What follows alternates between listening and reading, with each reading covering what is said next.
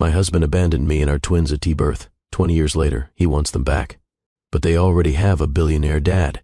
You threw us out like garbage, Warren. You accused me of lying while I was 7 months pregnant and bedridden. You believed your mother's poison over your own wife.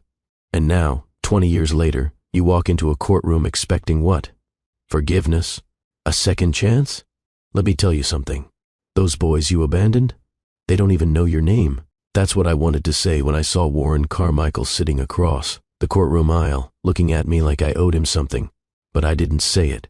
Not yet. Because the man sitting beside me, Rhodes Kingsley, squeezed my hand and whispered, "Let the judge hear it first."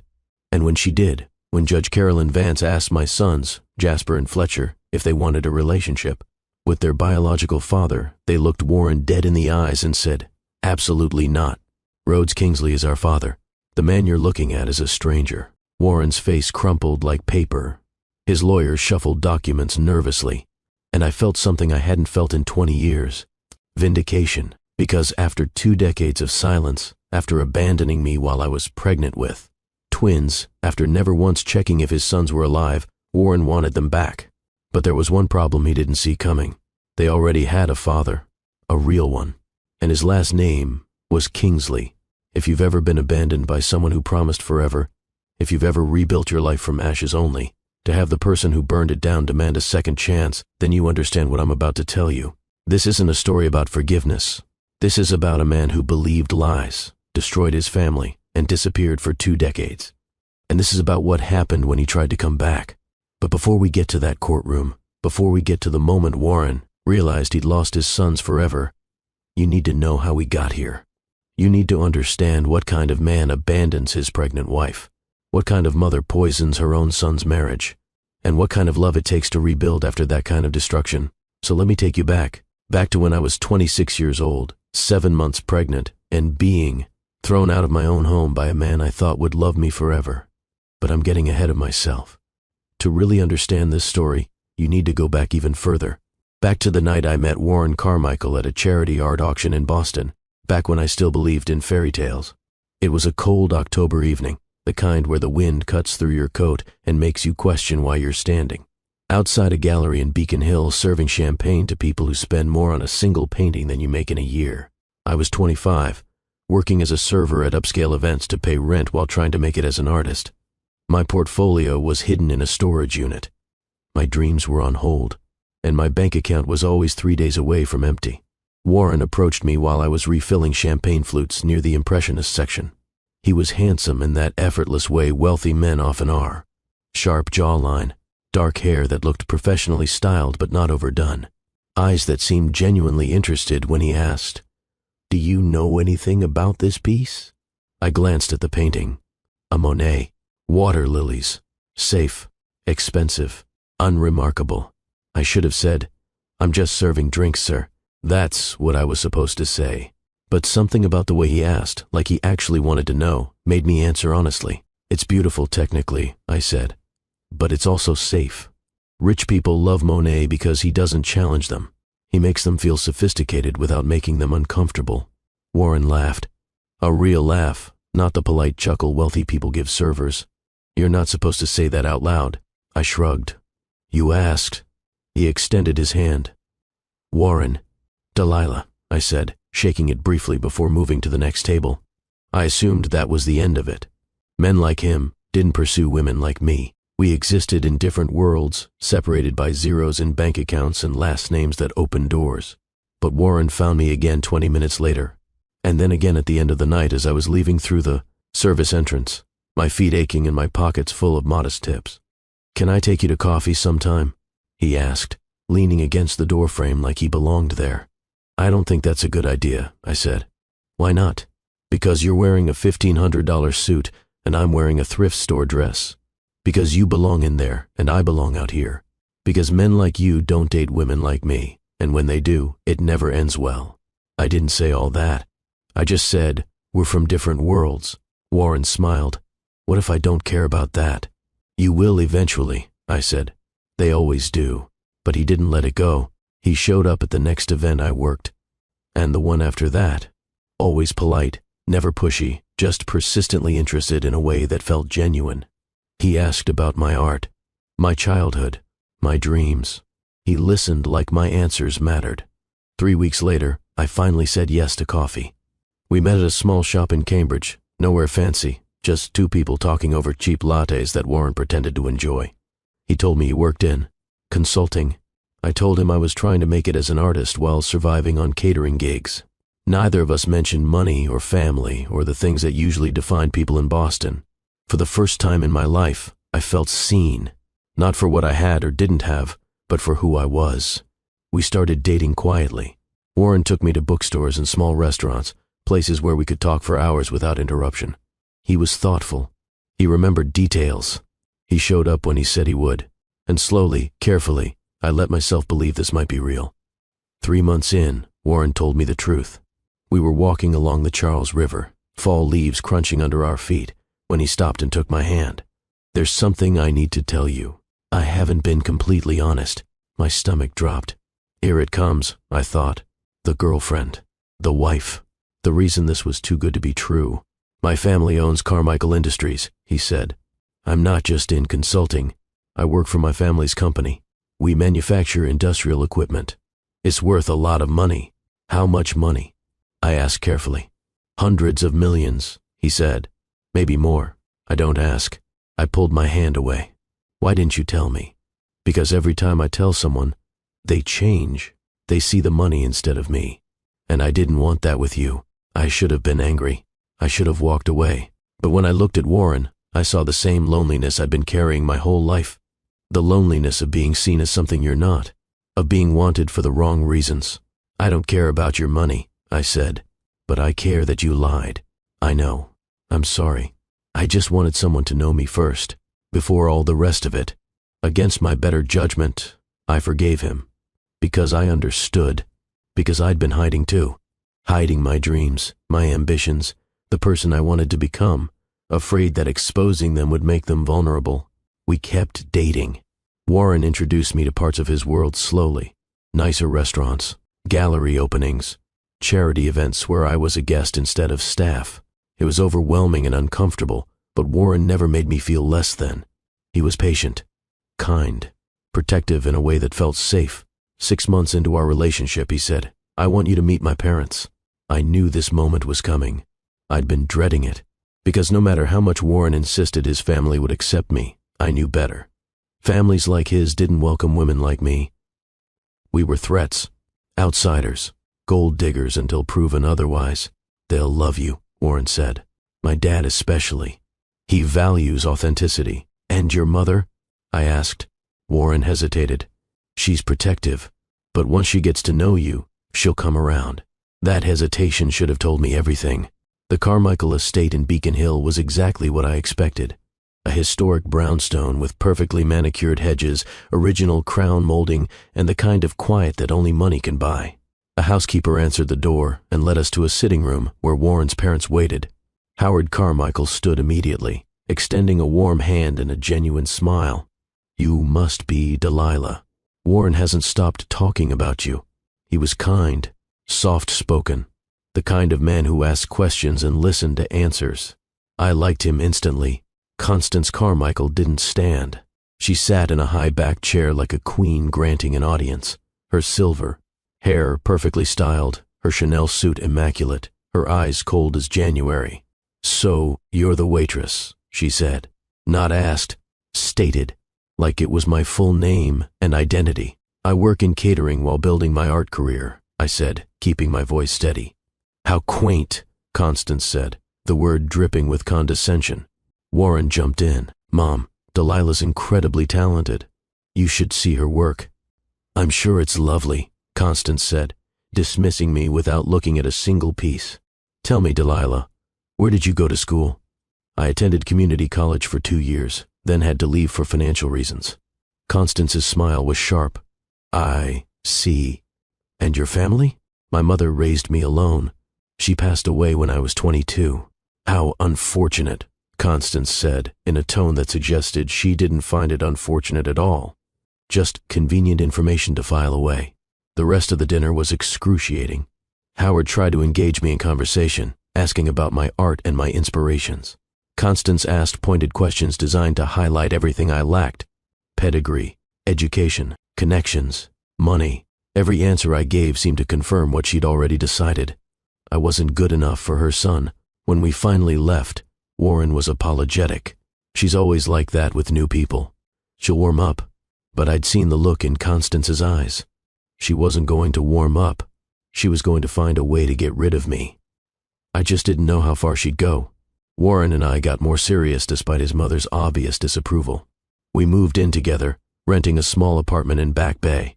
Nothing extravagant. Warren wanted to prove he could build a life independent of his family's money, so he worked at Carmichael Industries on a modest salary, and I kept catering while painting at night. It wasn't glamorous, but it was ours. And for the first time in my life, I felt like I was building something real with someone who saw me. 3 months after we moved in together, I missed my period. Then another. The pregnancy test I bought at CVS showed 2 pink lines that changed everything. I was terrified. We weren't married. Warren was still trying to establish independence from his family. I was barely making rent. And I knew exactly what Constance would say. That I'd trapped her son. That I was after his money. That this proved everything she suspected about me. When I told Warren, I expected panic, anger, resentment. Instead, he pulled me into his arms and whispered, "Marry me." "What?" "Marry me, Delilah. I love you. I want to build a life with you, and I want to do this right. Warren, you don't have to. I know I don't have to. I want to. We'll figure it out together. You and me and our baby." I cried, not from fear, but from relief, because in that moment I believed him. I believed we could face anything together. We got married 3 days later at City Hall. Just us and a witness Warren pulled from the hallway. No family, no fanfare. Just 2 people making promises they thought they'd keep. Warren called his parents afterward. Howard congratulated us warmly. Constance said, "I see," and hung up. I should have known then. Should have understood that Constance Carmichael didn't accept defeat. She regrouped, strategized, and waited for the perfect moment to strike. That moment came when I was 6 months pregnant. We'd gone for our 20-week ultrasound, expecting to find out if we were having a boy or girl. The technician moved the wand across my swollen belly, her expression shifting from routine to concerned. "Is something wrong?" I asked, gripping Warren's hand. "No, nothing's wrong," she said slowly. "But I'm seeing 2 heartbeats, twins." Warren said. The technician smiled. "Congratulations, you're having twin boys." Warren's face went white, then red. Then he started laughing, a slightly hysterical sound that made the technician look concerned. We sat in the car afterward, both of us in shock. 2 babies, Warren kept saying. 2, we can do this, I said, trying to convince both of us. But the truth was, I wasn't sure. 1 baby was already stretching our limited budget. 2 meant double everything. Double the medical bills. Double the supplies. Double the financial pressure. That's when things started to shift. Warren became quieter, more distant. He worked later hours, came home exhausted and distracted. I told myself it was stress, the pregnancy, the financial pressure, normal things that couples work through. But then I got sick. At 24 weeks, I started swelling. My blood pressure spiked. The doctor diagnosed me with severe preeclampsia and ordered strict bed rest. No work, no stress, complete rest or risk losing the babies. I had to quit catering. Our income was cut in half. Medical bills started piling up, and I was confined to our tiny apartment, helpless and terrified, watching Warren grow more stressed and distant every day. That's when Constance started visiting. She'd appear at our apartment in the afternoons while Warren was at work, always perfectly dressed, always carrying some small gift that felt more like an insult than kindness. A baby book, a parenting magazine, a check with an amount that both helped and humiliated. "You're drowning him," she said one afternoon, settling onto our second-hand couch like it might contaminate her designer suit. "Excuse me?" "Warren, you're drowning him. He's meant for greatness, running the company, building a legacy. Instead, he's scrambling to pay medical bills for babies that will trap him in mediocrity." I pushed myself up in bed, fury overriding my exhaustion. "Get out." Constance didn't move. "I'm not trying to be cruel, Delilah. I'm being honest. You're not right for him. You never were. and these babies will ruin both your lives. Get out, I repeated. She stood gracefully. Think about what I said. Sometimes the kindest thing we can do is let people go. After she left, I called Warren at work. He didn't answer. I left a voicemail telling him what his mother said. He called back hours later, distracted and dismissive. She's just worried, he said. Ignore her. But I couldn't ignore her, because Constance's visits became more frequent, and Warren became more distant. He stopped touching me, stopped asking how I felt, stopped talking about the future. I was 7 months pregnant, bedridden, and terrified, watching my marriage disintegrate and having no idea why. What I didn't know was that Constance had hired a private investigator, that she'd paid $50,000 to fabricate evidence of an affair, that she'd doctored phone records and created photographs of me with a man I'd never met, that she'd constructed an entire lie designed to make Warren believe the twins weren't his. All I knew was that Warren looked at me differently, with suspicion, with resentment, like I was a stranger instead of his wife. And then came the morning that destroyed everything. I woke up to the sound of drawers slamming. Warren was in our bedroom, throwing my clothes into garbage bags with mechanical efficiency. I struggled to sit up, my pregnant belly making every movement difficult. Warren, what are you doing? He didn't look at me. Packing your things. What? Why? Because I can't do this anymore. Can't do what? Warren, talk to me. He finally turned, and the look in his eyes was pure devastation mixed with rage. Are they even mine, Delilah? The question was so absurd, so out of nowhere, that I actually laughed. What are you talking about? Don't lie to me. He threw a manila folder onto the bed. It landed next to my legs, photographs spilling out. I picked them up with shaking hands. Photos of me, or someone who looked like me, with a man I'd never seen, at restaurants I'd never been to, on dates that never happened. The timestamps corresponded with our relationship, with the twins' conception window. Warren, I don't know who this is. I've never met this man. I've never been to any of these places. Stop lying, he said, his voice cracking. I'm not lying. I swear to God, I have no idea what this is or where it came from. My mother warned me. Warren's laugh was bitter and broken. She said you were too good to be true, that someone like you wouldn't want someone like me unless there was money involved. And I defended you. I fought with my own mother because I believed you loved me. I do love you. Warren, please, this is fake. Someone made this. Your mother probably. Don't you dare blame her. She's the only one who's been honest with me. I tried to get out of bed, but my swollen legs wouldn't cooperate. Warren, please, think about this. I've been on bed rest for months. I can't even walk to the bathroom without help. When would I have had an affair? Before, he said. Before you got pregnant. Before you trapped me. The word trapped hit me like a physical blow. Trapped you? I'm 7 months pregnant with your children. I've done nothing but love you. We'll see what the DNA test says, Warren said. Fine. I said, desperate. Do the test. Right now. Today. You'll see these are your sons. After they're born, Warren said. Until then, you need to leave. Leave? I can barely stand up. I'm on bed rest. Where am I supposed to go? I don't know, and I don't care. The cruelty in his voice was something I'd never heard before. This wasn't the man I married. This was someone else. Someone his mother had created. I heard footsteps in the hallway. Howard appeared in the doorway, his face stricken. Warren, son, please, think about what you're doing. Warren didn't look at him. This is my decision. Constance appeared behind Howard, and when our eyes met, I saw it. The satisfaction, the triumph. She'd won. Please, I whispered, looking at Howard. Please don't let him do this. Howard opened his mouth, closed it, looked at his wife, and said nothing. That's when I understood. Howard was a good man, a kind man, but he was also a weak man. And weak men don't stand up to their wives even when they're watching an injustice unfold. Warren, I tried one more time.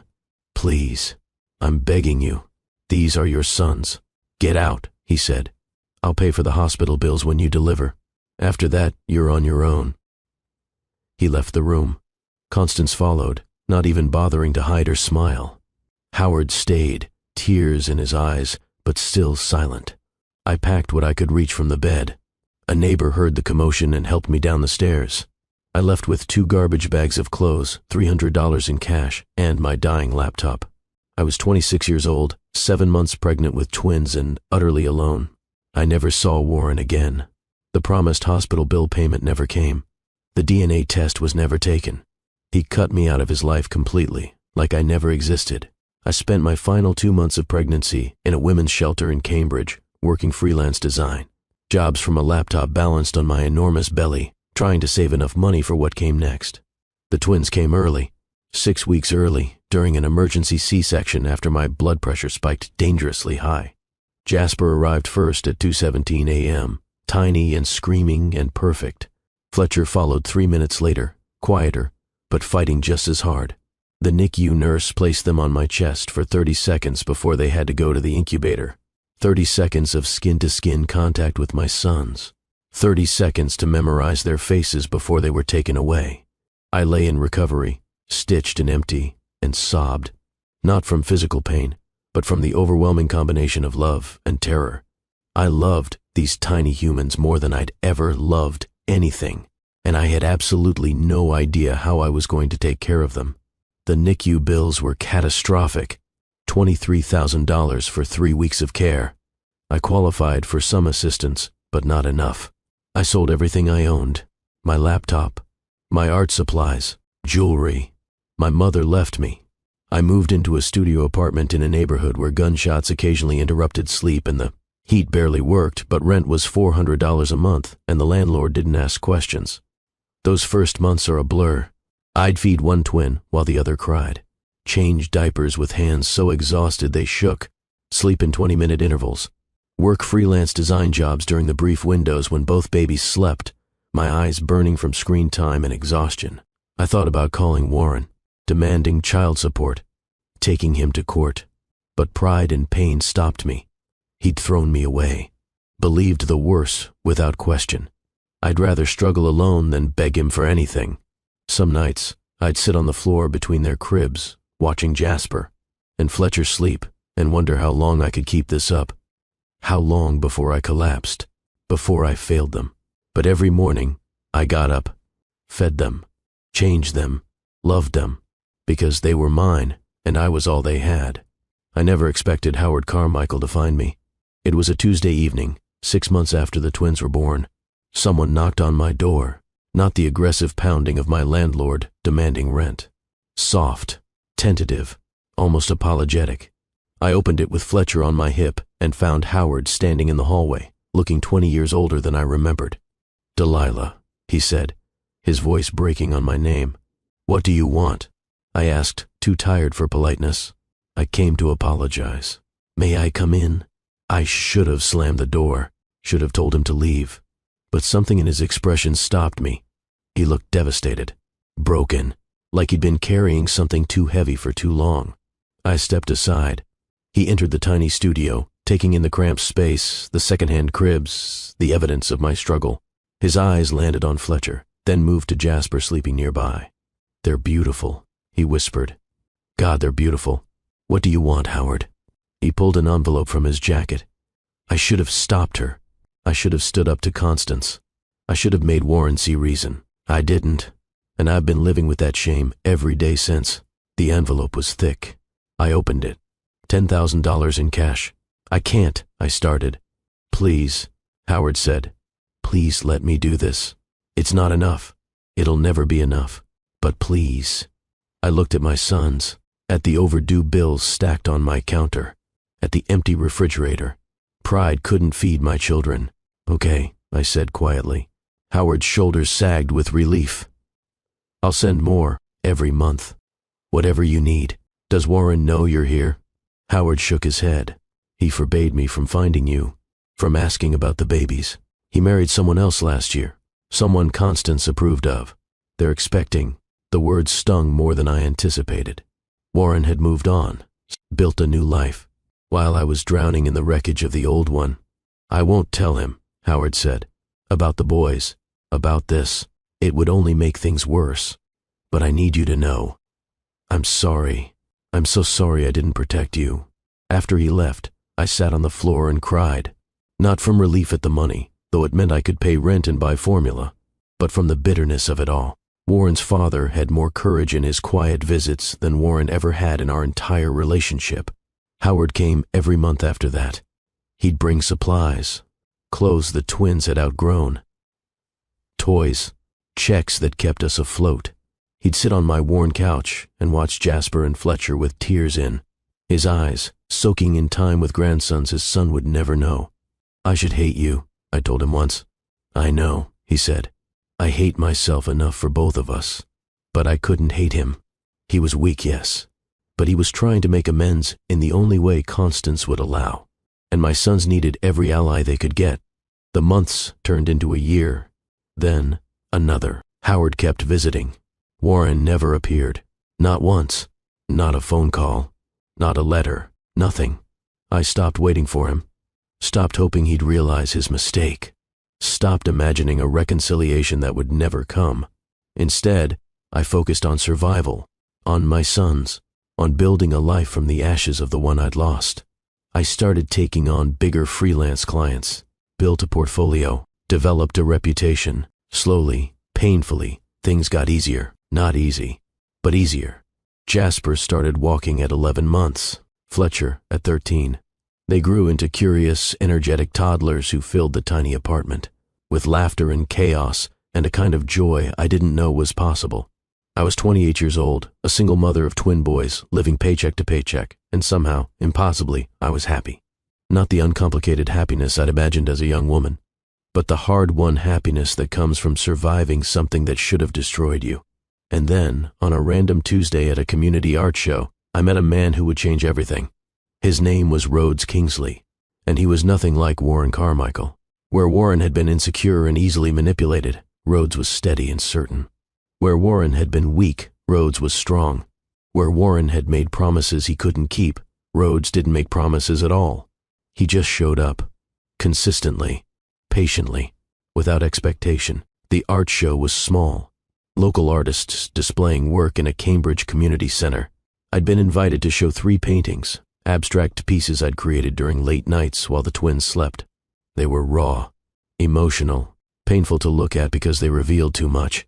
I was standing next to my display, exhausted from wrangling 2 18-month-olds all morning, when a man approached. He was older, mid-40s maybe, tall, well-dressed, but not flashy. He stood in front of my largest painting for a long time, not speaking, just looking. Finally he said, "These feel like survival." I turned, surprised by the perception. Most people saw pretty colors and abstract shapes. This man saw truth. "They are," I said. He extended his hand. "Rhodes Kingsley." "Delilah," I said, shaking it briefly. "These are extraordinary," he said, gesturing to my paintings. "They're honest in a way most art isn't." "Thank you." "Are they for sale?" I hesitated. I hadn't expected anyone to buy them. I'd shown them because the gallery coordinator needed to fill space. "Yes," I said. "They are." Rhodes pulled out a business card. "I'd like to commission a piece for my office. Something in this style. Can we discuss it?" I took the card. Rhodes Kingsley, CEO, Kingsley Technologies. I looked up sharply. Kingsley Technologies was one of Boston's most successful software companies, which meant Rhodes was wealthy. Very wealthy. My guard went up immediately. Wealthy men didn't commission art from struggling single mothers without wanting something. "I'm very busy," I said carefully. "I have twin sons. I'm not sure I have time for commissions." "That's fine," Rhodes said easily. "Think about it. No pressure." He walked away before I could respond. No sales pitch, no lingering, just genuine interest and then space. I didn't call him for 2 weeks. I told myself it was because I was too busy. But really I was scared. Scared of letting someone new into my life. Scared of trusting again. Scared of making the same mistakes. But the rent was due, and the commission fee he'd mentioned on his card was more than I made in 2 months of freelance work. I called. Rhodes answered on the second ring.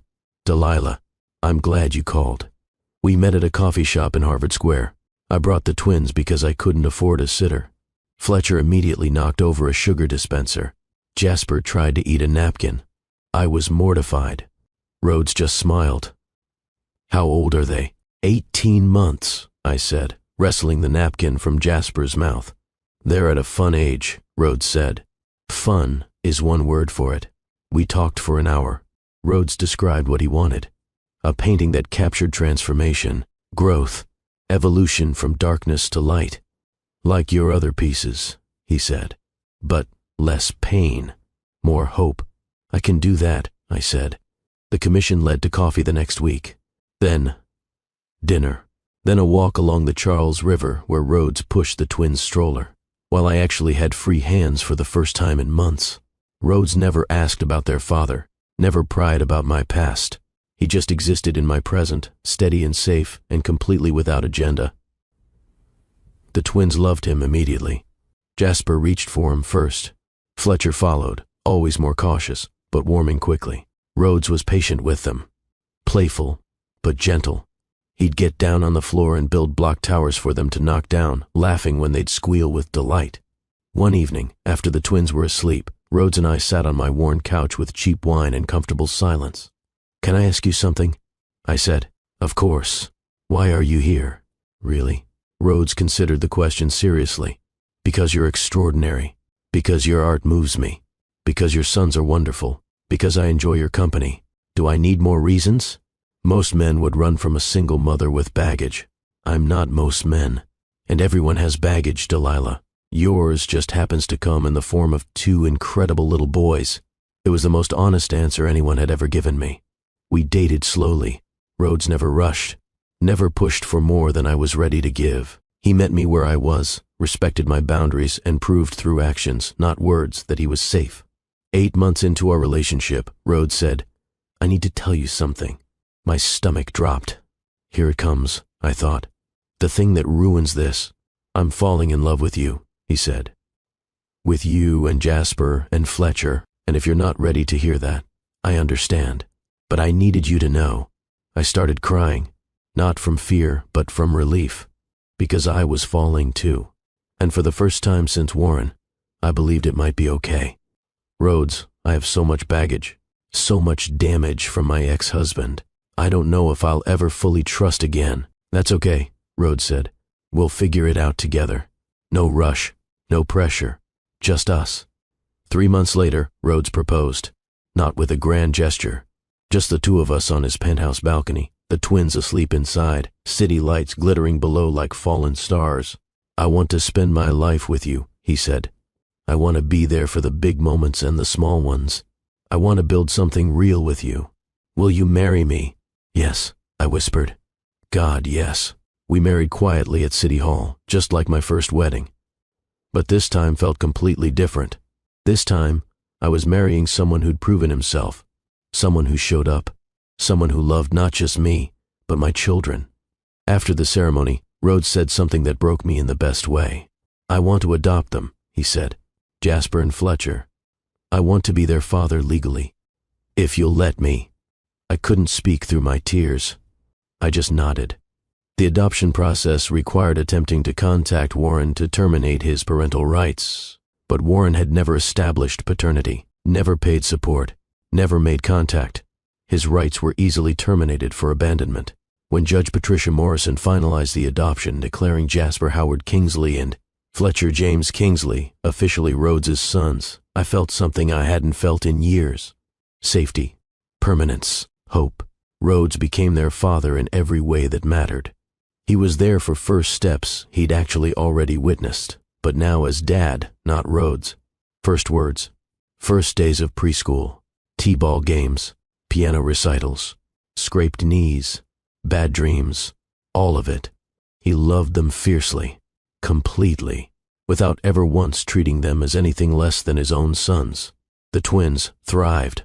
Rhodes's wealth gave them opportunities, good schools, music lessons, travel, but more importantly, Rhodes gave them stability, presence, a father who showed up. Howard continued visiting. Now with Rhodes's permission.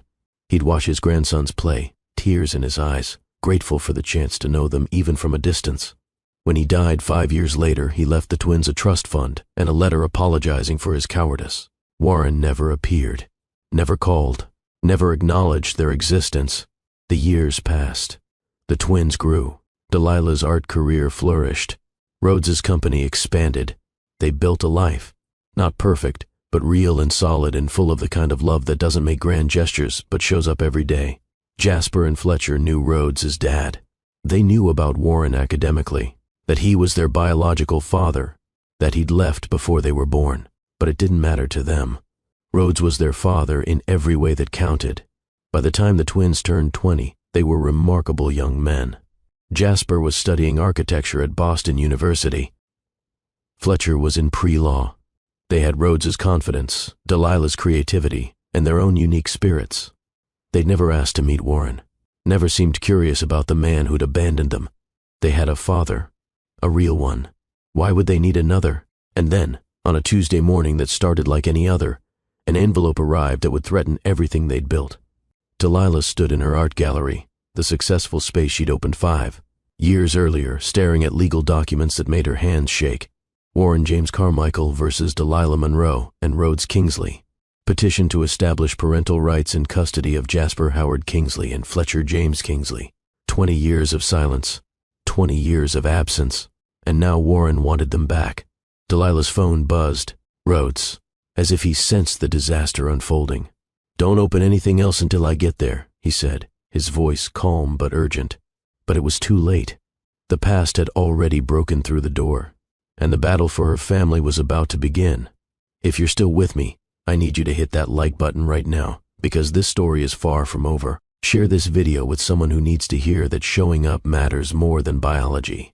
And drop a comment telling me where you're watching from, or just say, "I'm with you, Mr. Hearthline," because your support means everything. Subscribe to this channel if you haven't already, because what happens next will prove that some fights are worth having, even when the odds seem impossible. Now, let me tell you about the moment everything came to a head. Rhodes arrived home within 20 minutes, his 6'3" frame filling the doorway with a steady presence that had anchored Delilah for 20 years. At 62, his dark hair was silver-threaded, his face lined with character, but his eyes were sharp with the intelligence that had built an empire. Delilah fell into his arms. He held her the way he'd held her through every storm, tightly, completely, without question. "He wants them back," Delilah whispered against his chest. "After 20 years, Warren wants custody." Rhodes's jaw tightened, but his voice remained steady. "He has no legal standing. I adopted them 15 years ago. You have full custody. Their last name is Kingsley. Then why is he doing this?" "Because men like Warren operate from ego, not logic," Rhodes said, guiding her to the couch. "Show me everything." Delilah handed him the petition. Rhodes read carefully, his expression darkening with each page. "He claims he was prevented from establishing paternity," Rhodes read aloud, his voice tight with controlled anger. "Denied access to his biological children through fraudulent means. This is complete garbage." "Can he actually?" Delilah started. "No," Rhodes interrupted firmly. "But he can make noise. We need a lawyer, a good one." They called Juliana Pryor, one of Boston's most formidable family attorneys. She agreed to meet them first thing the next morning. "What do we tell the twins?" Delilah asked after hanging up. "The truth," Rhodes said. "They're adults. They deserve to know what's happening." Jasper arrived home an hour later from his architecture studio. Fletcher came in from the gym shortly after. The family gathered in the living room they'd shared for 2 decades, surrounded by photos chronicling a life Warren had never been part of. Twins' graduations, family vacations, Rhodes teaching them to ride bikes, Delilah at gallery openings, 20 years of memories that didn't include their biological father. "Who's Warren Carmichael?" Fletcher asked after Rhodes explained the situation. The question gutted Delilah. Her sons didn't even recognize their biological father's name. "He was my first husband," Delilah said carefully. "Before I met your dad." Jasper frowned. "The one who left you when you were pregnant?" "Yes." "And he wants what exactly?" Fletcher's voice carried Rhodes's trademark controlled intensity. "To establish parental rights," Rhodes said. "Potentially visitation, maybe custody." Both twins erupted simultaneously. "Absolutely not. He can't just show up. After 20 years. Rhodes raised a hand. They quieted, not from fear, but respect. "I know this is shocking, but I need you both to understand something. Biologically, Warren is your father. The court may allow DNA testing, That connection exists even though he abandoned you. You're our father, Jasper said firmly. That's not biology. That's fact. Rhodes's eyes shone with emotion. I know, son. And that's not changing. But this might get complicated. Are you both prepared for that? Fletcher's jaw set stubbornly. Let him try. He won't like what he finds. The next morning they met with Juliana Pryor in her downtown office. Pryor was in her 50s, impeccably dressed, with eyes that missed. Nothing, and a reputation for destroying frivolous custody claims. This is ridiculous, she said bluntly after reviewing the petition. But ridiculous doesn't mean harmless. Warren is claiming he was deceived about the twins' existence. That's a serious allegation. It's a lie, Delilah said. Then we prove it, Pryor said. Tell me everything. Don't leave anything out. Delilah spent 2 hours recounting the past. Warren's abandonment, Constance's manipulation, Howard's secret support, Rhodes's adoption, every painful detail. Pryor took meticulous notes. Howard kept records? Some, Delilah said. His lawyer contacted us after he died. There's a box of letters, bank transfers, notes documenting his visits. Get me everything, Pryor said. We need to build an airtight timeline proving Warren knew about the pregnancy, chose abandonment, and never attempted contact. The adoption being finalized 15 years ago is our strongest defense, but context matters. What's Warren's angle? Rhodes asked. Pryor pulled up information on her computer. I did some preliminary research. Warren's second marriage ended in divorce 3 years ago. No children. He apparently developed a medical condition that left him infertile. He lost his position at Carmichael Industries after Constance died last year. He's essentially adrift. Constance is dead, Delilah asked sharply. 18 months ago, Pryor confirmed. Massive stroke. Warren's been spiraling since. Fired from the company, financial problems, possible drinking. This petition reads like a midlife crisis disguised as parental rights. So, he wants to reclaim what he threw away because his life fell apart, Rhodes said quietly. Exactly, Pryor said, but the law doesn't care about his emotional crisis. It cares about the children's best interests. And since Jasper and Fletcher are adults, they get a say in this. We don't want anything to do with him, Fletcher said. That will matter, Pryor assured him. But we still need to prepare for every possible attack. Warren's attorney will likely claim parental alienation, argue that Delilah hid the children, suggest that Rhodes manipulated the situation. We need to be ready. Over the next 2 weeks, they built their case. Delilah gathered Howard's letters, bank statements showing Warren never paid support, medical records listing Warren as emergency contact through 7 months of pregnancy, proving he knew about the twins, text messages from before the separation. Pryor assembled everything into a devastating timeline. Warren knew. Warren abandoned. Warren never returned. The preliminary hearing was set for a Thursday morning. Delilah woke that day with a knot in her stomach that no amount of Rhodes's reassurance could untie. They arrived at the courthouse early. The building felt oppressive. Cold marble floors, high ceilings that swallowed sound, fluorescent lights that made everyone look slightly ill. Warren sat across the aisle with his attorney, Philip Cross. He looked haggard. His expensive suit hung loose on a frame that had lost weight. His face was puffy. His eyes were bloodshot. He'd aged poorly. When Warren saw Delilah, something flickered in his expression. Regret, longing, pain. She looked away, refusing to give him even that small connection. Then Jasper and Fletcher entered, flanking Rhodes. Tall, confident, successful young men. Warren visibly staggered when he saw them. These were his sons, biologically, but they were strangers, men he'd never held as babies, never taught to ride bikes, never helped with homework. They looked at him with the blank indifference you'd give any stranger. And it destroyed him. All rise, the bailiff called. Judge Carolyn Vance entered. She was in her 60s, stern-faced, with a reputation for no-nonsense rulings and zero tolerance for games. Be seated, she said. The hearing began. Philip Cross stood first, adjusting his tie nervously. Your Honor, my client Warren Carmichael is seeking to establish parental rights to his biological sons, Jasper and Fletcher Kingsley, born to his former wife Delilah Monroe 20 years ago. Mr. Carmichael was prevented from establishing paternity due to circumstances beyond his control. Judge Vance looked up sharply. What circumstances? Cross shuffled papers. Mr. Carmichael was led to believe the children were not biologically his. He was presented with evidence suggesting infidelity on Ms. Monroe's part.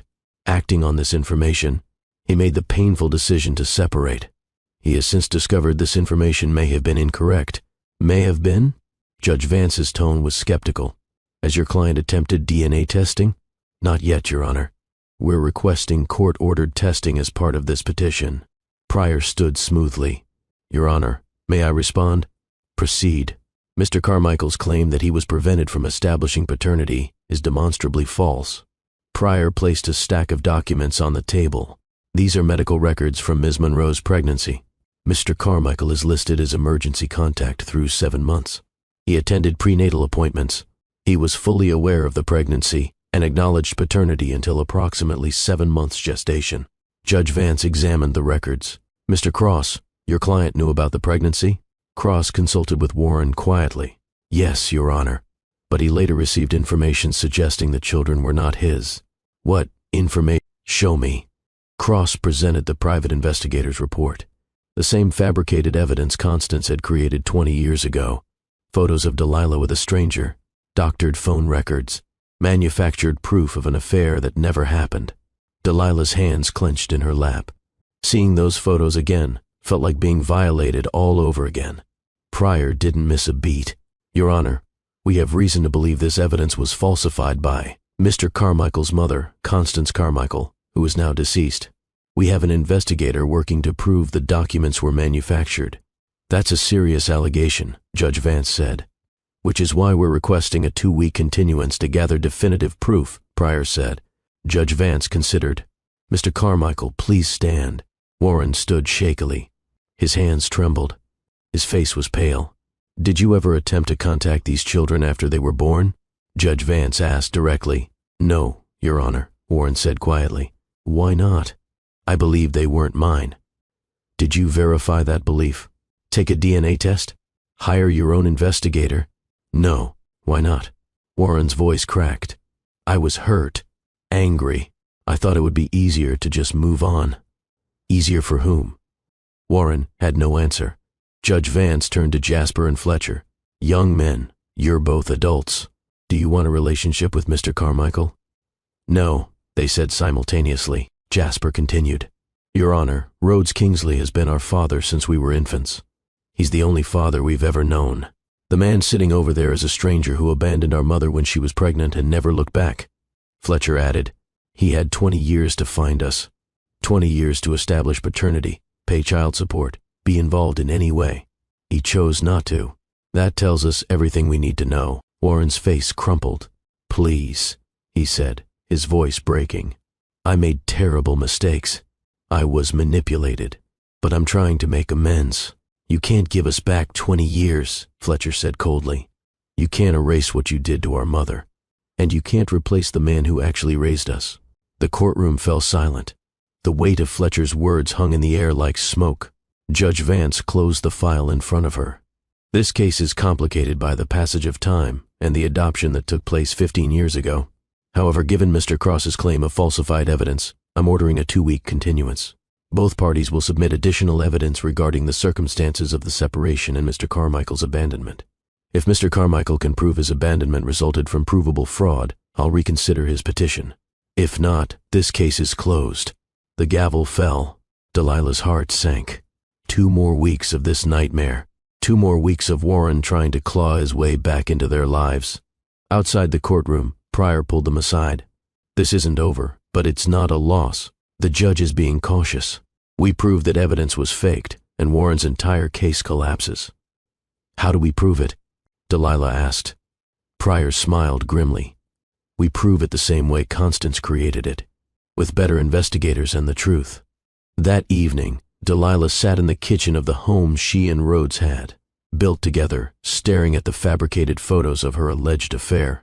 Photos she'd never seen clearly 20 years ago because Warren had thrown them at her and demanded she leave before she could examine them closely. Now, looking at them with adult eyes and 20 years of distance, she could see the inconsistencies. The lighting was wrong in some. Her clothing looked photoshopped in others. The man she was supposedly with had no clear face in any image. Rhodes sat beside her, his hand covering hers. "We'll prove it," he said. "We'll prove Constance manufactured all of it." The next morning, Pryor introduced them to Tasha Reeves, a former FBI forensic analyst who specialized in document and photo authentication. Reeves was in her 40s, sharp-eyed, with the intense focus of someone who missed nothing. "Let me see everything," Reeves said. They spread out the investigator's report, the photos, the phone records, the timeline Constance had constructed. Reeves studied each document carefully, occasionally making notes or taking photos with specialized equipment. After an hour of silence, she looked up. "This is amateur hour," she said bluntly. "Whoever created this did a decent job for 20 years ago, but by today's standards, it's full of holes." "Can you prove it's fake?" Pryor asked. "Give me 4 days." Reeves worked with the intensity of someone on a mission. She tracked down the original photo sources, contacted phone companies for actual records from 20 years ago, analyzed metadata, interviewed former employees of the private investigation firm Constance had hired. On day 3, she found the smoking gun. The man in the photographs was a catalog model, Reeves explained, pulling up stock photos from a now-defunct modeling agency. These images were purchased commercially and digitally altered to insert Ms. Monroe's likeness. Badly, I might add. The lighting angles don't match. The shadows fall wrong. And the metadata shows these were created 2 weeks before they were supposedly taken. "Can you prove Constance paid for this?" Rhodes asked. "Already did," Reeves said, pulling up bank records. Constance Carmichael paid the investigation firm $50,000. But here's the interesting part. She also paid them an additional $25,000 2 weeks later with the memo, "Additional services rendered." "What additional services?" Delilah asked. Reeves pulled up recovered emails from the firm's old server. Instructions from Constance. Very specific instructions. The email appeared on screen. Subject line, "Carmichael matter. Final instructions." The body read, "Ensure the evidence is convincing enough that Warren believes the children cannot be his. I need him to sever all connection to this woman. Whatever it takes. Money is no object." Delilah felt sick reading it. Constance hadn't just been protecting her son. She'd been deliberately destroying Delilah's life. "There's more," Reeves said quietly. "I found a voicemail Constance left the investigator. The firm kept backup recordings. She played the audio. Constance's voice, cold and precise. I don't care how you do it. Create photos, doctor phone records, manufacture witnesses if necessary. Warren cannot raise children with that woman. She's not suitable. Make him believe she betrayed him, and make it airtight." The recording ended. Silence filled the room. Constance Carmichael orchestrated everything, Pryor said. She paid for fabricated evidence. She explicitly instructed the firm to manufacture proof of an affair. And Warren believed it because he was too weak to question his mother. "Will this hold up in court?" Rhodes asked. "Absolutely," Pryor said. "This is ironclad. Warren's entire petition is based on fraud, but not fraud committed against him.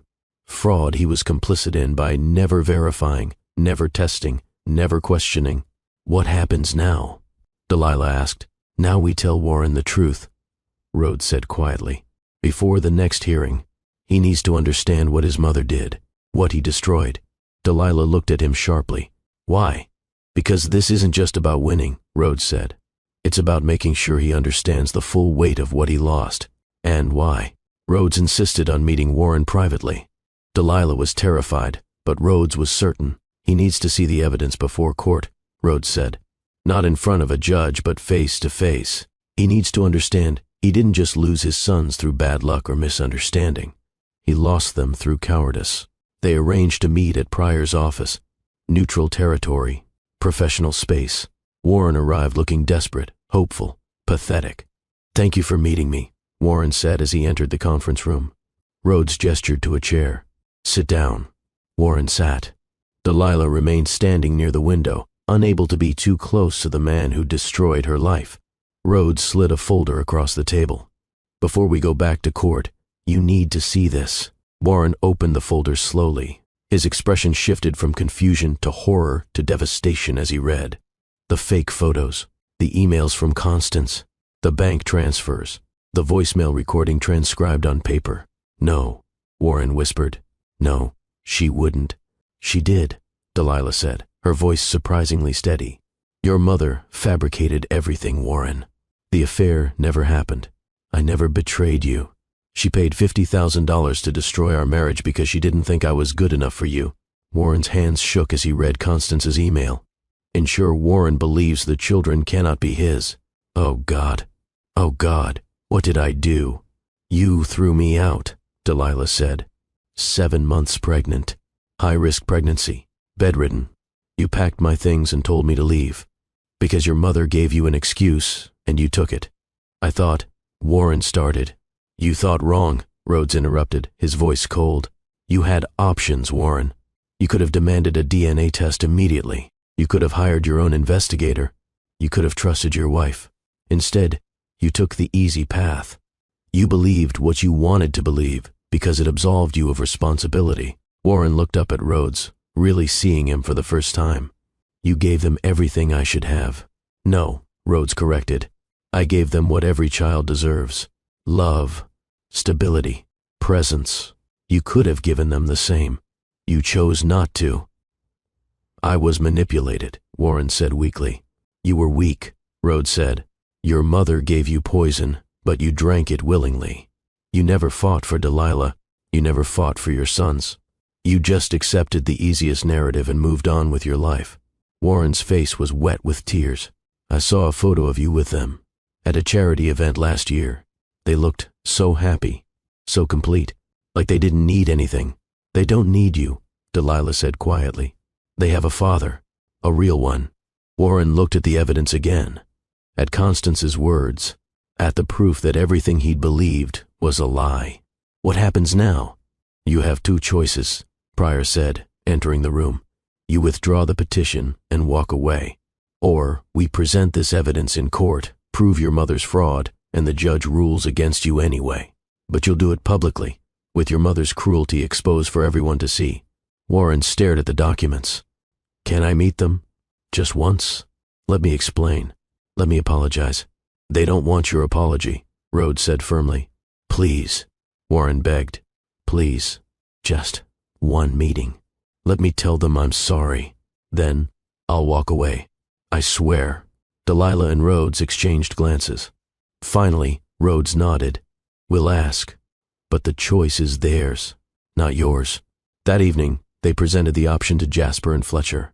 Absolutely not, Fletcher said immediately. He doesn't get closure. He doesn't deserve it. But Jasper was quieter. Maybe we should, he said slowly. Fletcher stared at his twin. Are you serious? Think about it, Jasper said. We've spent our whole lives knowing our biological father abandoned us. Maybe hearing why directly from him brings closure. Not for him. For us. He doesn't deserve our time, Fletcher argued. Maybe not, Jasper agreed. But maybe we deserve to say what we need to say. On our terms. Rhodes listened carefully. What do you both need? Jasper considered. I need to understand how someone abandons their own children. I need to hear him admit it was wrong. Fletcher was quiet for a long time. Finally, he said, I need him to know we don't need him, that we never did. Then you meet him, Rhodes said. But we do it in public, time limited, and I'm there. The meeting was set for Saturday afternoon. Boston Common, a park bench near the frog pond. Public, visible, safe. Delilah didn't sleep the night before. She kept imagining worst-case scenarios. Warren manipulating the twins being hurt by his words, the careful life they'd built cracking under the weight of the past. Rhodes held her through the night. They're strong, he whispered. We raised them to be strong. They can handle this. Saturday arrived with brilliant sunshine that felt obscene given the circumstances. They arrived early, claiming a bench with clear sight lines. Warren was already there, sitting alone, looking small and broken. When Jasper and Fletcher approached, Warren stood shakily. Thank you for coming. We're not here for you. Fletcher said immediately. We're here for us. Warren nodded. I understand. Rhodes and Delilah remained about 20 feet back, close enough to intervene if needed, far enough to give space. You look so much like my father, Warren said, staring at Jasper and Fletcher. Howard. He would have loved you. He did, Jasper said quietly. He visited us when we were kids, brought toys, played with us. He loved us from a distance, Because he was too afraid of your mother to do it openly. Warren's face crumpled. He never told me.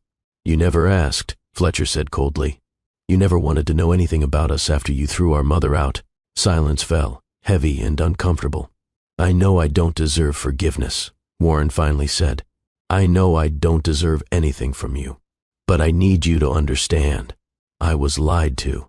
My mother created fake evidence that your mother cheated on me, that you weren't mine. I believed her because I was weak and scared and desperate to avoid conflict. We know, Fletcher said flatly. We saw the evidence. Your mother was cruel and manipulative, but you were a coward. Warren flinched, but nodded. Yes, I was. Why now? Jasper asked. Why after 20 years? Warren's answer was brutally honest. Because I have nothing left. My mother died. My second marriage ended. I can't have children now due to a medical condition. The company fired me. I'm 50 years old, completely alone, and I realized the only meaningful thing I ever created was you. And I threw you away. We're not your redemption, Jasper said firmly. We're not here to fix your life or make you feel better about your choices. I know. And Rhodes Kingsley is our father, Fletcher added. Not you. That's not negotiable. Not up for discussion. That's just fact. Warren looked past them to where Rhodes stood, silent and watchful. I know. He's everything I should have been. You could have been, Fletcher said, and for the first time, emotion cracked through his anger. You could have called, visited, sent a letter, anything. But you didn't. You erased us because it was easier than admitting you were wrong. I know, Warren whispered. I'm so sorry. Sorry doesn't give us back 20 years, Jasper said. It doesn't erase the nights Mom cried herself to sleep. It doesn't undo the struggle. It doesn't change the fact that when we needed a father, you weren't there. Rhodes was. What can I do? Warren asked desperately. To make this right? Nothing, Fletcher said simply. There's nothing you can do except leave us alone. Warren looked at his sons. Strangers. Men he'd never know. Men who looked at him with a cool indifference reserved for people who don't matter. I'm proud of who you've become, Warren said quietly, even though I had nothing to do with it. You're remarkable young men. We know, Jasper said without arrogance. Just fact. Our dad made sure of that. The word dad, directed at someone else, broke something in Warren's expression. I'm withdrawing the petition, Warren said. I won't bother you again. I just needed you to know. I'm sorry. For everything. We heard you, Fletcher said. And now we're done. Jasper added more gently. I hope you find peace, Warren. But you won't find it with us. They turned and walked back to Rhodes and Delilah without looking back. Warren remained on the bench, watching the family he'd destroyed disappear into the Boston afternoon. Rhodes pulled both twins into a hug. You did well, he said quietly. Can we go home? Fletcher asked, and he sounded young. Vulnerable. Yeah, Rhodes said. Let's go home. As they walked away, Delilah glanced back once. Warren sat alone on the bench, his shoulders shaking with sobs. She felt no satisfaction, no triumph, just sadness for the waste of it all. The life he could have had, the sons he could have known, all destroyed by cowardice and a toxic woman's manipulation. But mostly she felt grateful. Grateful for Rhodes, grateful for the family they'd built, grateful they'd survived. True to his word, Warren's attorney filed a motion to withdraw the petition the next morning. The filing cited new evidence clarifying the circumstances of abandonment and Mr. Carmichael's decision to respect the family structure already established. Judge Vance accepted the withdrawal, but Pryor insisted on one final hearing. To ensure he can't refile, she explained, we need the judge to permanently terminate any remaining claims. The final hearing was scheduled for the following Friday. The courtroom felt different this time. Lighter, less threatening. Warren wasn't present. His attorney looked relieved to be done with the case. Judge Vance reviewed all the evidence, the fabricated photos, Constance's emails, the bank transfers, the timeline of abandonment. When she looked up, her expression was grave. For the record, she said firmly, I'm terminating any remaining biological rights Mr. Carmichael might claim. She looked directly at Jasper and Fletcher. Young men, in every legal and moral sense, you are the sons of Rhodes Kingsley. Your biological connection to Warren Carmichael is irrelevant. He abandoned you at birth, never established paternity. never provided support, and never attempted contact for 20 years. The adoption by Mr. Kingsley was legal, proper, and in your best interests. This case is permanently closed. The gavel fell with finality. Outside the courthouse, Delilah exhaled a breath she felt like she'd been holding for 20 years. Rhodes wrapped an arm around her shoulders. "It's over," he said. "Finally," she whispered. The twins were already laughing about something Fletcher said, the tension rolling off them like water. They were resilient, strong, exactly who Rhodes and Delilah had raised them to be. That evening, they celebrated quietly at home. Take-out Chinese food, a terrible action movie the twins picked, the comfortable chaos of family life. During a quiet moment, Jasper asked, "Mom, do you regret any of it? Meeting Warren, everything that happened?" Delilah considered the question carefully. "I regret the pain. I regret trusting someone who didn't deserve it. But I don't regret you two, and I don't regret the journey that led me to your dad." Rhodes squeezed her hand. Fletcher added, "For what it's worth, Warren was right about one thing. We are remarkable, but not because of him. Despite him." "Damn right," Rhodes said, pulling both twins into a hug that had them laughing and struggling like they were kids again. Delilah watched her family, her heart full. This was what mattered. Not biology, not shared DNA, but showing up, being present, choosing each other every single day. Warren had taught her what family wasn't. Rhodes had shown her what it could be, and that made all the difference. If you're still watching, I need you to do something for me.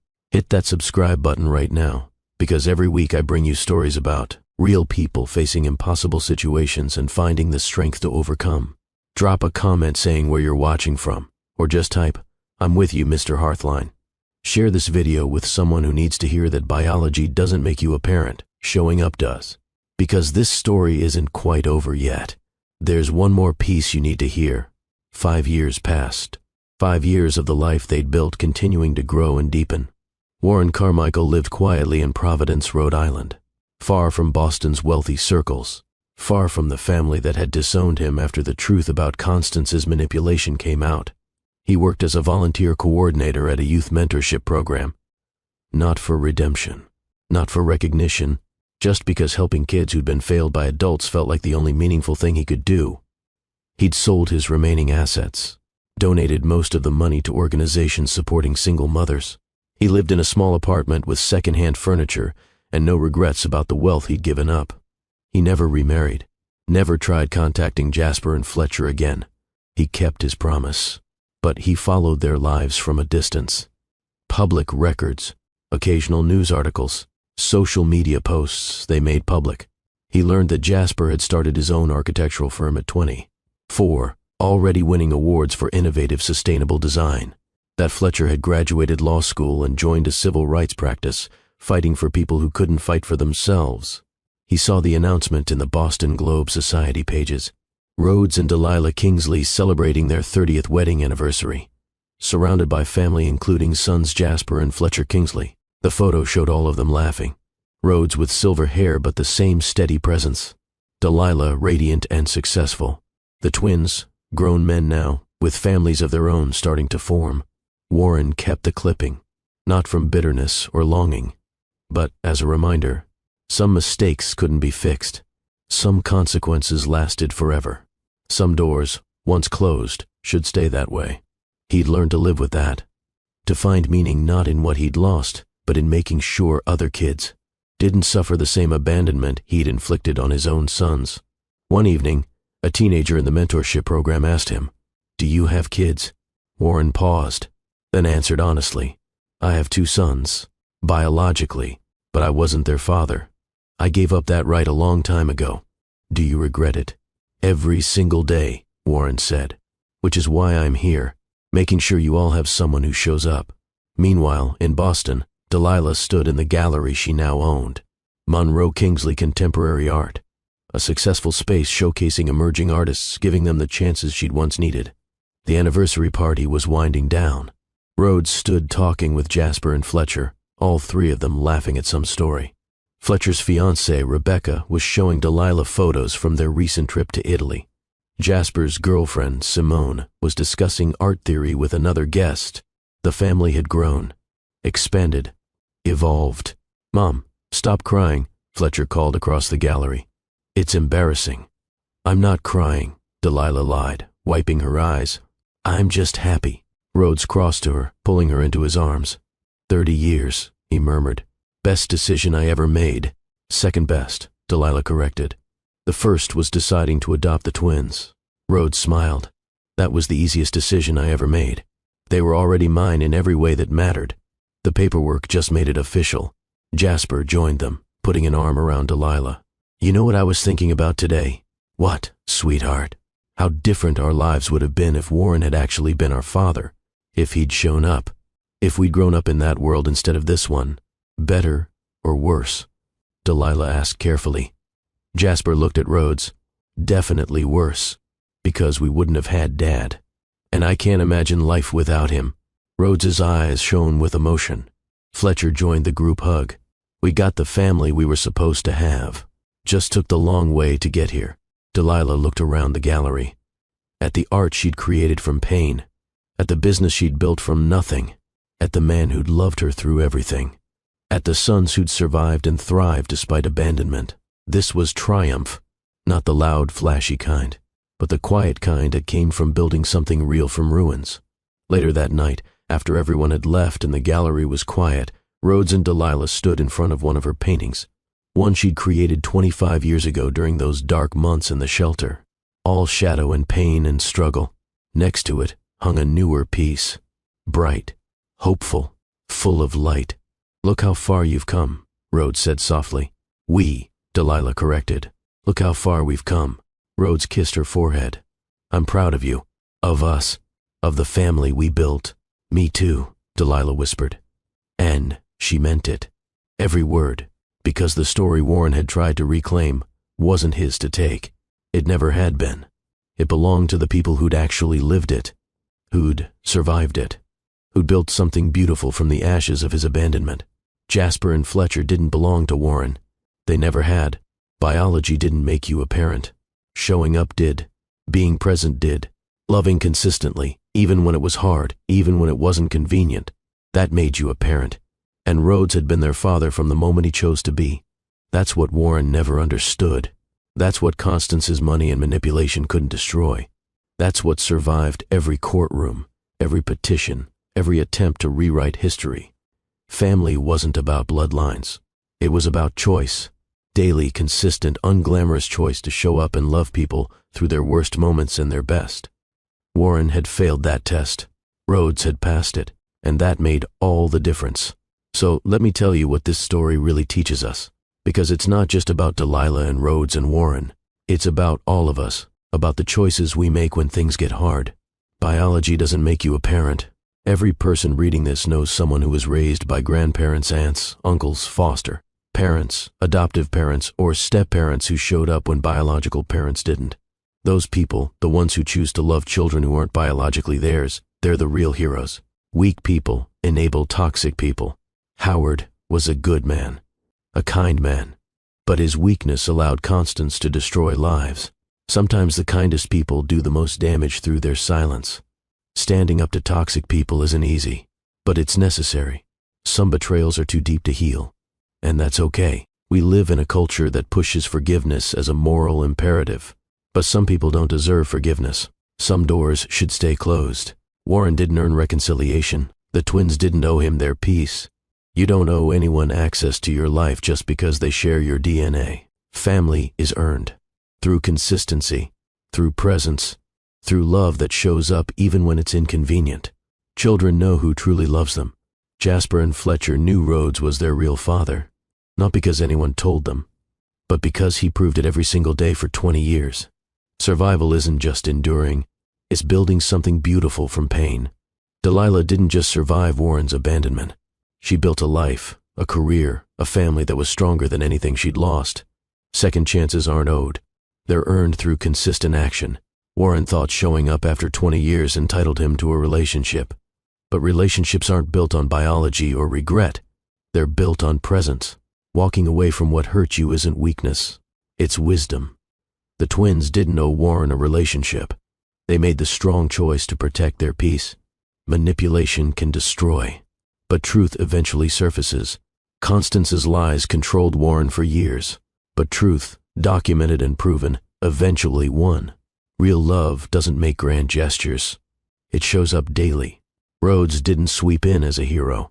He just showed up, consistently, patiently. That quiet consistency built a family that couldn't be shaken. For those of you watching who've been abandoned, your worth isn't determined by who left. It's determined by who you become after you survive.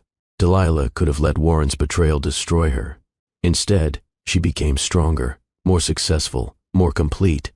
For those rebuilding after betrayal, your strength is your story. Every struggle you survived made you who you are. Don't let anyone minimize that journey. For those choosing who to trust, watch what people do, not what they say. Warren made promises. Rhodes showed up. Actions matter more than words or DNA. For those raising children who aren't biologically yours, you are their real parent. The midnight feedings, the school plays, the homework help, the hospital visits, those are what make you a parent. Not genetics. For those facing people from painful pasts who want back in, you don't owe them your peace. You survived without them. You built something without them. Protecting that isn't cruel. It's wise. Rhodes didn't rescue Delilah. That's important. He didn't swoop in as a savior. He walked beside her as a partner. He recognized her strength and added his own. That's what real love looks like. He didn't replace Warren. He became the father Warren never was. There's a difference. He didn't try to erase the past. He just built a better future. His wealth didn't matter. His presence did. Rhodes could have thrown money at their problems. Instead, he gave time, attention, consistency. That's what changed everything. Love isn't about grand gestures. It's about showing up daily. The small moments, the regular presence, the unglamorous work of being there. Real strength is consistency, not control. Rhodes never tried to control Delilah's choices. He just consistently showed up, and that steady presence built trust. This story matters because it shows us that some people will always choose comfort over courage. Warren chose to believe his mother's lies because confronting the truth was harder. Some people will always take the easy path, even when it destroys everything. It shows us that toxic people can manipulate from beyond the grave. Constance died 18 months before Warren's petition, but her poison was still destroying lives. That's how deep manipulation goes. It shows us that courts can't force relationships. Judge Vance could have granted Warren visitation, but she couldn't make Jasper and Fletcher love him, respect him, want him in their lives. Some things can't be legally mandated. It shows us that time doesn't heal all wounds. 20 years didn't make Warren's abandonment hurt less. It just made it more permanent. Some damage can't be undone by time alone. But most importantly, it shows us that beautiful things can grow from terrible beginnings. Delilah's story started with betrayal and abandonment, but it ended with love, success, family, and peace. Not because someone rescued her, but because she refused to let her beginning define her ending. She took her pain and turned it into art, her struggle into strength, her abandonment into appreciation for the people who actually showed up. That's the lesson.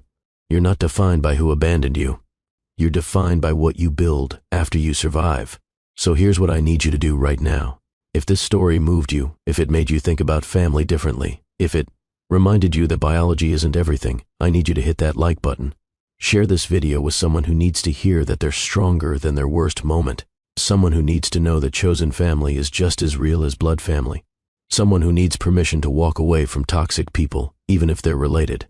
Drop a comment right now telling me where you're watching from. Are you in the United States, Canada, the UK, Australia, somewhere else entirely?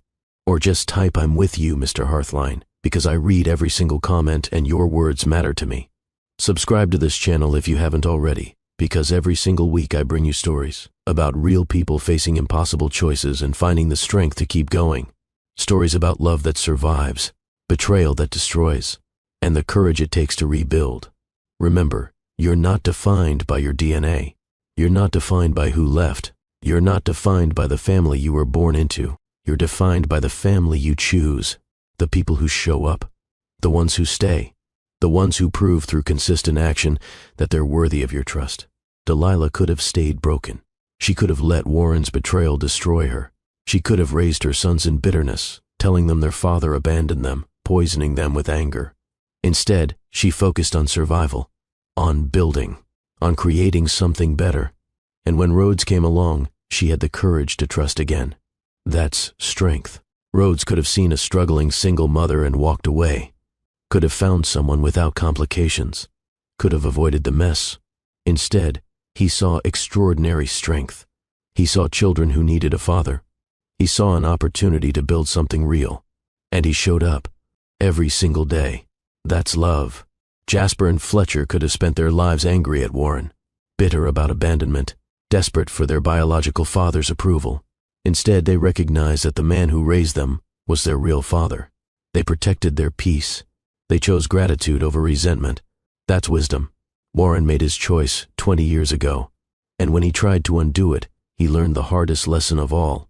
Some doors, once closed, should stay that way, not because people are unforgiving, but because what was built in your absence is more valuable than what you destroyed by leaving.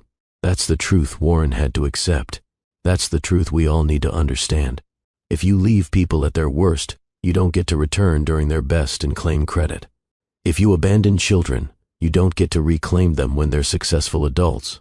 If you believe lies instead of fighting for truth, you don't get redemption just because you finally see reality. Some consequences are permanent. Some mistakes can't be fixed.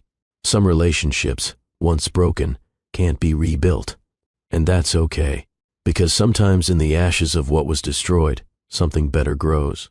Delilah lost Warren, but she found Rhodes. She lost financial security, but she found strength. She lost the fairy tale, but she found reality.